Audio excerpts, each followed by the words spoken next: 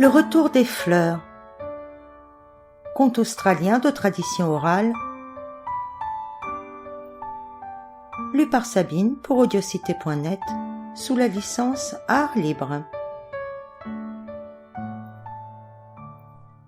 Comme il ne pouvait plus supporter les hommes et leur méchanceté, le plus puissant de tous les sorciers avait décidé de quitter son pays et de se réfugier tout au sommet de la plus haute des hautes montagnes. Aussitôt dit, aussitôt fait, il s'en alla. Un grand malheur s'abattit sur la nature. Toutes les fleurs, celles des bois, celles des prairies, celles des collines, celles des bords de mer, celles du long des rivières et celles de lacs, moururent instantanément. Il n'y en eut pas une qui survécut. Le pays, jadis si beau et si fleuri, devint rapidement un désert. Tous les animaux, les oiseaux, les papillons, les insectes s'enfuirent après la mort des fleurs. Pour voir les fleurs, les habitants ne pouvaient user que de leur imagination. Mais les enfants, qui n'avaient jamais connu ces merveilles, ne voulaient pas croire les anciens. « Vous ne racontez que des histoires, leur disait-il, et ils s'en allaient, tristes, dans le décor triste d'un pays sans fleurs. Parmi tous ces enfants, il y en était un qui ne pouvait imaginer que tout eût disparu pour toujours. Lorsque sa mère, lassée de raconter l'ancien temps, se taisait, il réclamait, encore et encore, d'autres histoires, car il aimait entendre parler de la beauté des fleurs. Il pensait que lorsqu'il serait un homme, il partirait à la recherche du grand sorcier et lui demanderait de redonner de la couleur au pays. Les années passèrent. Un jour il fut grand. Son amour des fleurs avait grandi avec lui. Il s'en alla donc trouver sa mère et lui dit « Mère, je vais m'en aller à la recherche du grand sorcier et lui demander de nous rendre les fleurs. » Sa mère le regarda avec des yeux remplis d'effroi. « Mais, fils, s'écria-t-elle, tout ce que je t'ai raconté n'était que des histoires. Il ne faut jamais croire aux histoires. Je te disais ce que ma mère me racontait parce qu'elle l'avait entendu raconter par sa mère, qui le tenait de sa mère. Malheur à toi, les fleurs n'ont probablement jamais existé. Tu aurais beau marcher 1000 ans, jamais tu ne trouverais le sorcier qui vit tout en haut de la plus haute montagne. » Mais le fils ne l'écouta même pas, il prit son baluchon et s'en alla. Les gens du pays qui le voyaient passer se moquaient de lui. « Ce garçon est fou, disait-il. Il n'y a que les fous qui croient aux histoires. » Le jeune homme se dirigea vers le nord. Il marcha longtemps, longtemps, longtemps, et arriva au pied d'une montagne si haute, que son sommet était invisible.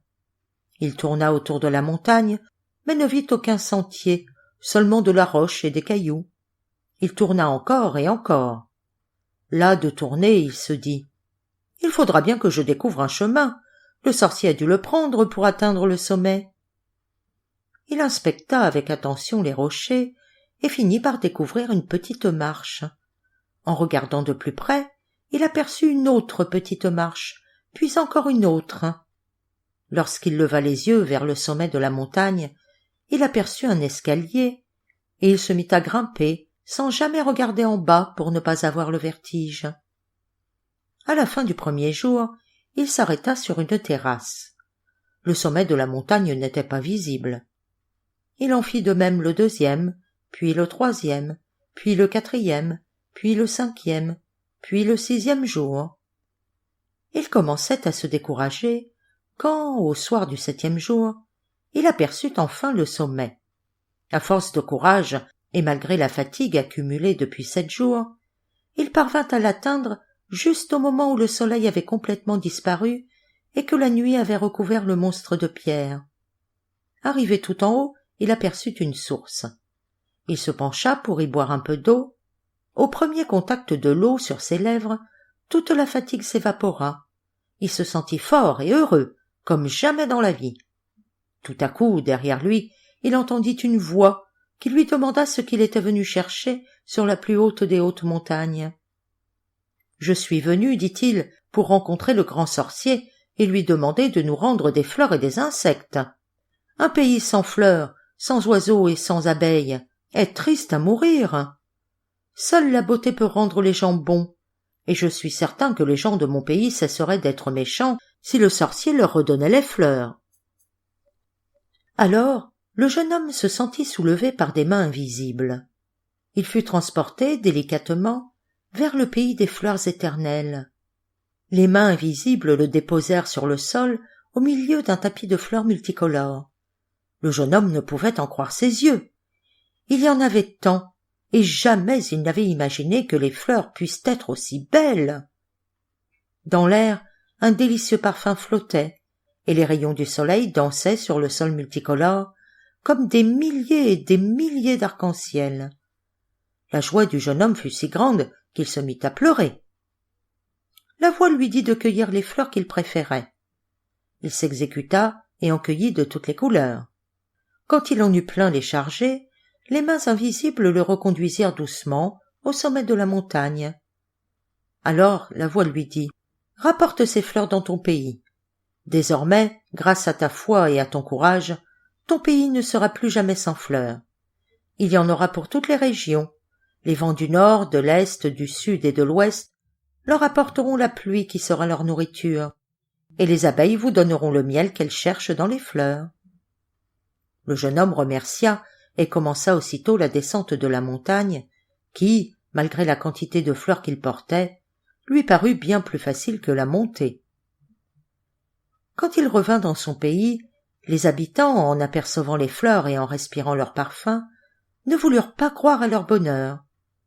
Puis, quand ils surent qu'ils ne rêvaient pas, ils dirent « Ah, nous savions bien que les fleurs existaient et que ce n'étaient pas des histoires inventées par nos ancêtres. » Et leur pays redevint un grand jardin.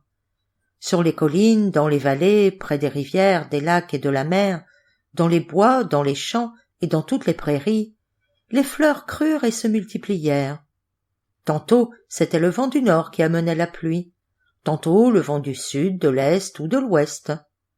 Les oiseaux revinrent, ainsi que les papillons et tous les insectes, et surtout les abeilles. Désormais, les gens purent manger du miel, et la joie revint sur la terre. Quand les hommes virent leur terre transformée grâce au jeune homme qui avait osé ce que personne n'avait cru possible, ils lui demandèrent d'être leur roi. Il accepta, et il devint un roi bon, courageux et intelligent. « Rappelons-nous, disait-il, que c'était la méchanceté des hommes qui avait entraîné la disparition des fleurs de notre pays. Et, comme personne ne voulait recommencer à habiter un désert et à être privé de miel, chacun s'efforça désormais d'être aussi bon que possible pour ne pas fâcher le grand sorcier.